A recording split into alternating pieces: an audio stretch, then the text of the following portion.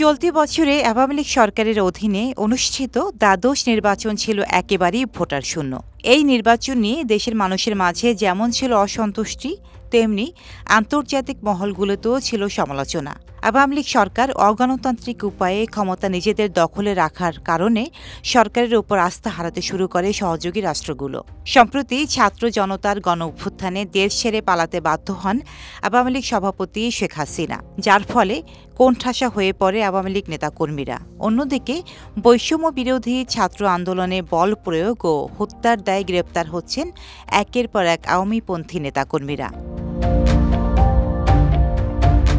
এর মাঝে DMP New Market থানায় দায়ের হওয়া হকার শাহজাহান আলী হত্যা মামলায় ১৩ই আগস্ট গ্রেপ্তার হয়েছেন সাবেক প্রধানমন্ত্রী শেখ হাসিনার বেসরকারি খাত বিষয়ক উপদেষ্টা সালমান এফ রহমান। রিমান্ডে ডিবের জিজ্ঞাসায় সালমান এফ রহমান বলেন, তাকে আটক রাখলে তার বিভিন্ন প্রতিষ্ঠানে কর্মরত ৮০,০০০ লোক বেতন পাবে না।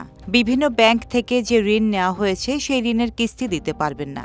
এতে দেশেরই ক্ষতি হবে, তাই তাকে যেন ছেড়ে দেওয়া হয়। এমনকি তিনি নিজে দেশ ঠিক করে দেবেন বলে মন্তব্য করেন। এ সময় ডিবি কর্মকর্তারা বলেন, আপনি ঠিক করলে এখানেই ঠিক করুন, কোর্টে গিয়ে কথা বলুন, কিন্তু আপনাকে ছাড়া হবে না।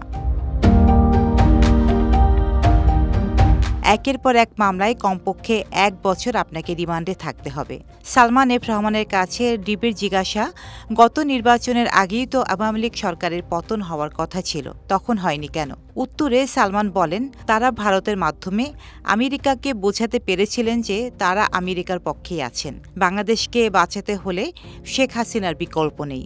তখন তাদের এবং ভারতের কথায় আমেরিকা কনভিন্স হয়েছিল, না হলে তখনই তাদের পতন হয়ে যেত বলে স্বীকার করেন তিনি।